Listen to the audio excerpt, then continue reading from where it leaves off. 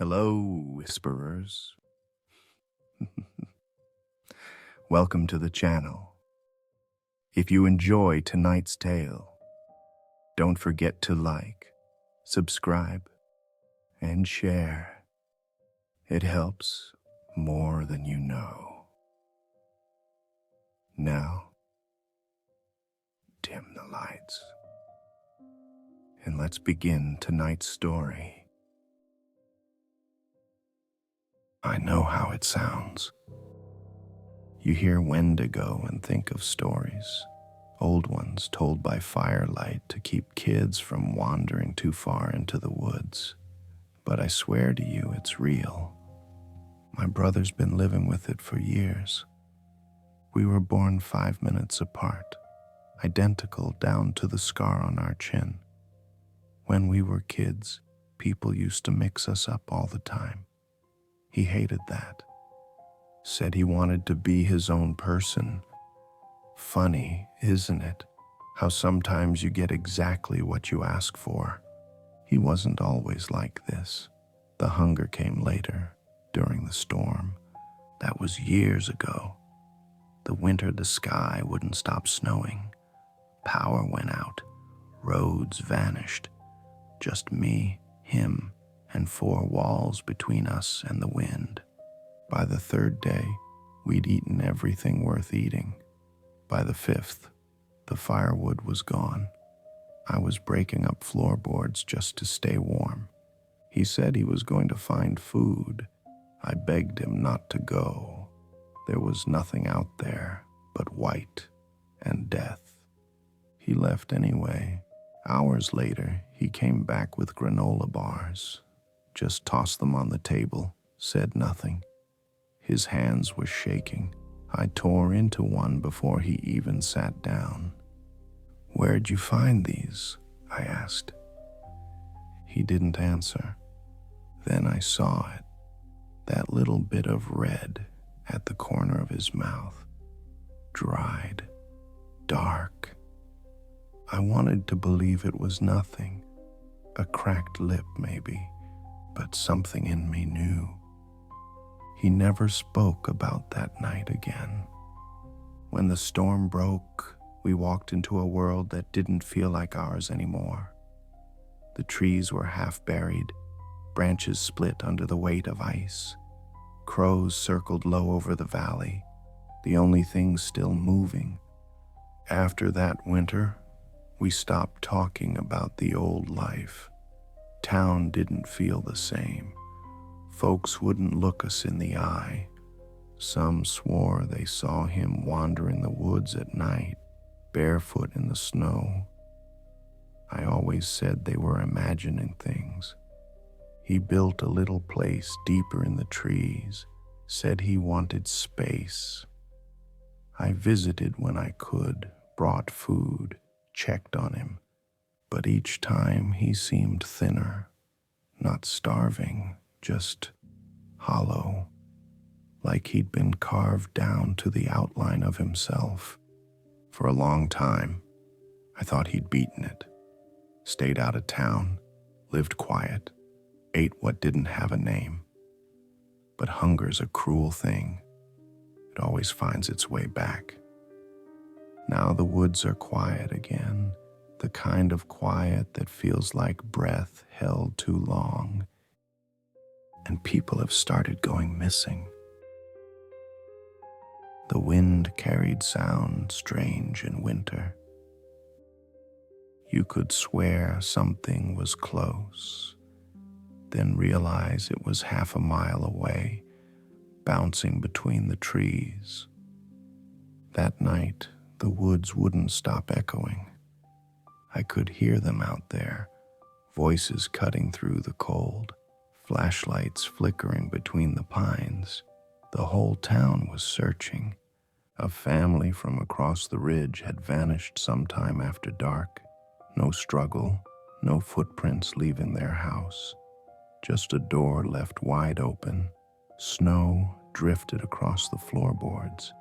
Everyone was saying it was an animal. That's what they always said. but I knew what kind of thing left a door open like that. I didn't want to believe it was him, not after all these years, but each time a gunshot cracked in the valley, I felt my stomach twist. He didn't understand what they'd do if they found him. Folks around here didn't talk things out. They shot first, asked later. When they were afraid, they acted quick. I couldn't let them find him. I packed light, rifle, lantern, a few shells, slipped a photograph into my coat pocket, one we'd taken after the storm finally broke. We were standing in front of the cabin, smiling like things might go back to how they were before. The snow was knee-deep by the time I left the main trail. Each step cracked through the crust like glass. After about a mile, I spotted prints. Not boots, not shoes. Bare feet, wide, sunk deep enough to pull at the snow around the edges. I crouched beside one and pressed my hand into it. The cold burned my skin, but I thought I felt something faint beneath it, something warm. Somewhere ahead, a branch snapped, quick and low. I lifted the lantern, but there was nothing. Just pines swaying under their own weight. A few 100 yards further, I saw a stain in the snow. Red, thin at first, then thicker the longer I followed it. It led me to what was left of a deer, torn open, ribs jutting through the hide like white roots. He'd been close recently, maybe watching. I hung a lantern from a low branch, the light throwing long shadows across the clearing. I wanted him to see it, to know it was me. "You don't have to hide," I said quietly. "Just talk to me." But the forest stayed silent. Then, somewhere in the dark, something moved. A heavy step, wet snow compressing. Not a deer, not a man, just something. And when the sound stopped, the silence that followed felt wrong. Like the woods were holding their breath. For a long time I didn't move. I just stood there, listening.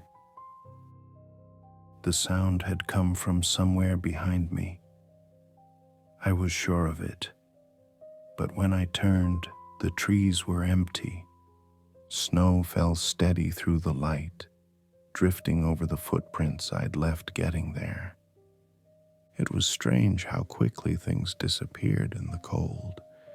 You could watch it happen, your own tracks filling back in, the world pretending you'd never passed through.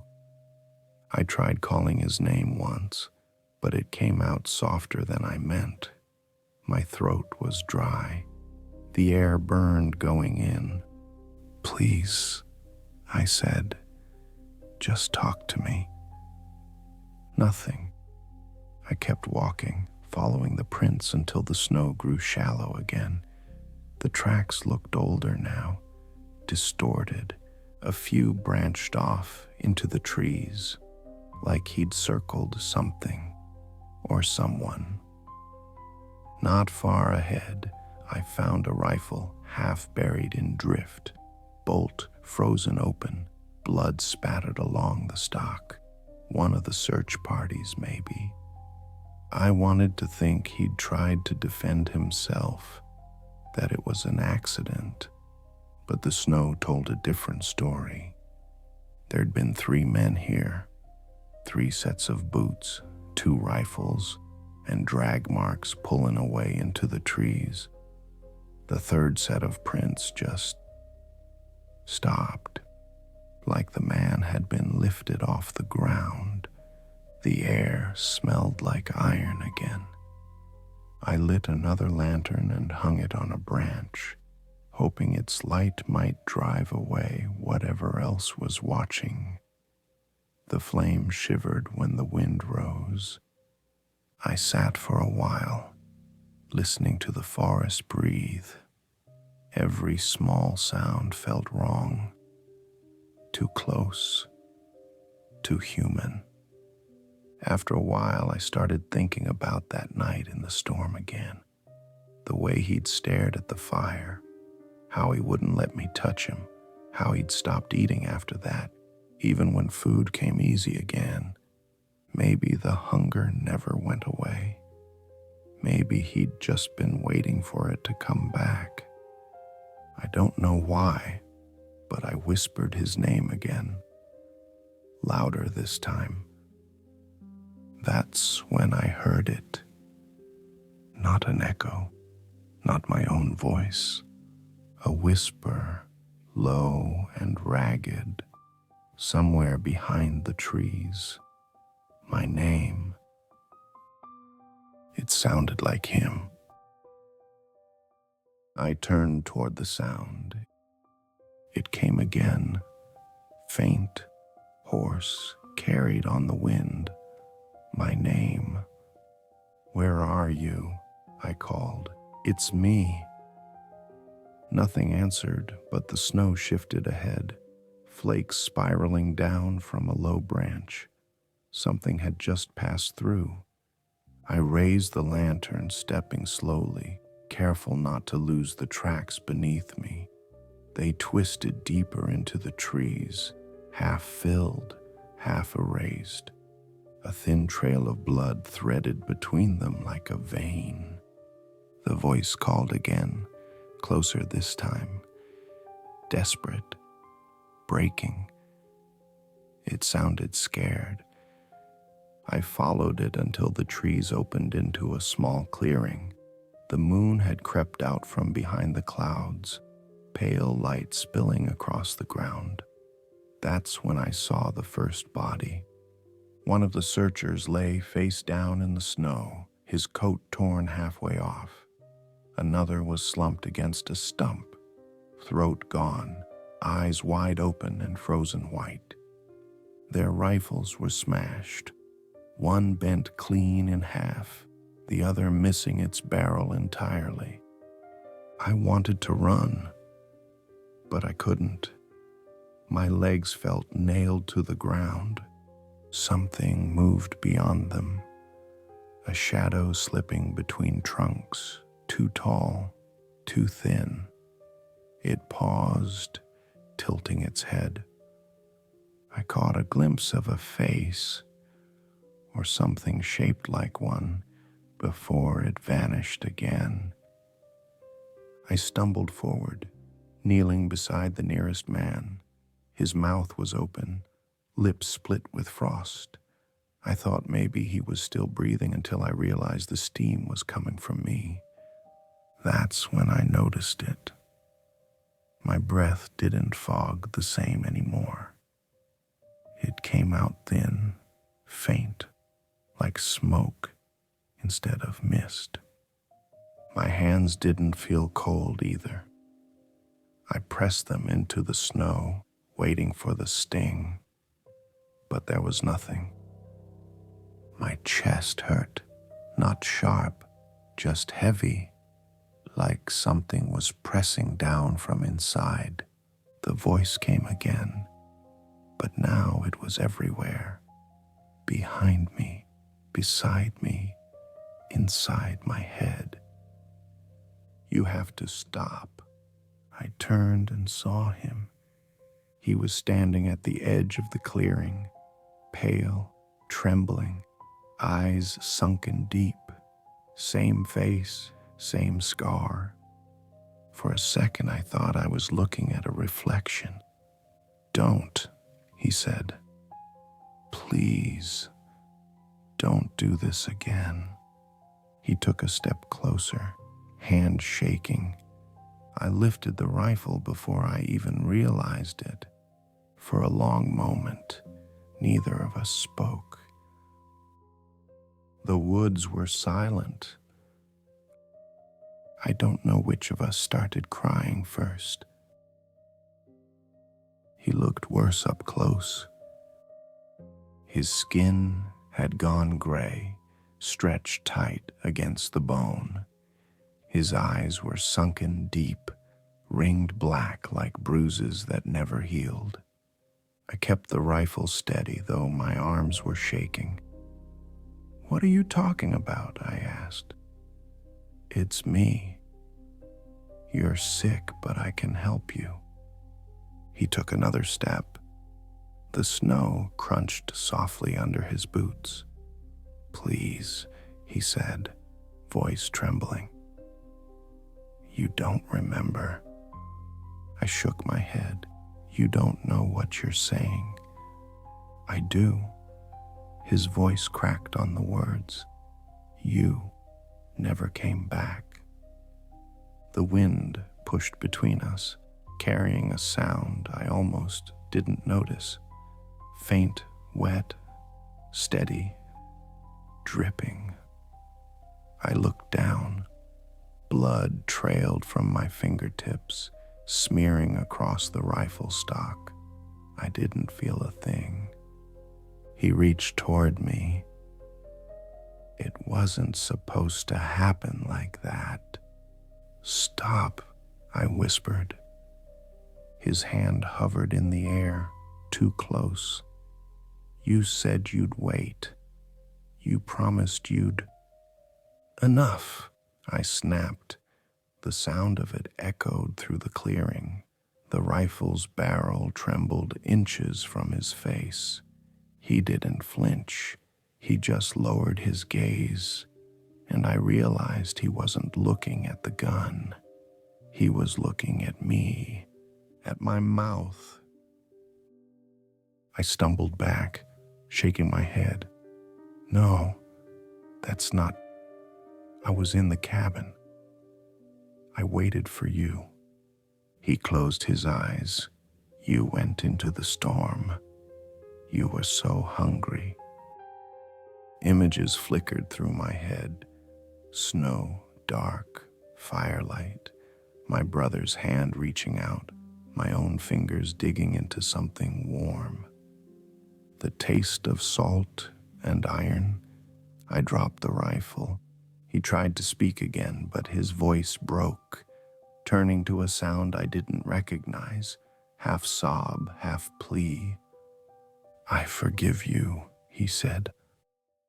I wanted to answer, but my throat wouldn't open. My jaw hurt, tight, like something inside was trying to move. He stepped back, eyes shining with tears that froze before they fell. The wind howled once, carrying his voice away. When it faded, I realized I was alone again. The snow had already started to cover his tracks.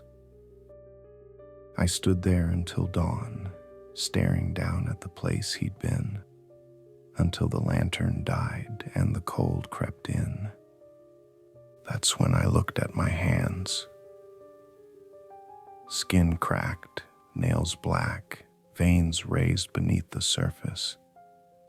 They didn't look like mine anymore. And for the first time, I noticed the smell. Rot, iron, smoke. It clung to me. All this time, I thought I was saving him, but I was only remembering the part of me he left behind. Because in that storm, it wasn't him who came back. It was me, dragging what was left of my twin through the snow, tearing him open under the trees, choking down the warmth before it faded. I told myself I was starving, that it was just to live another day. But the thing that climbed out of that storm never stopped being hungry. And it's been wearing my face ever since.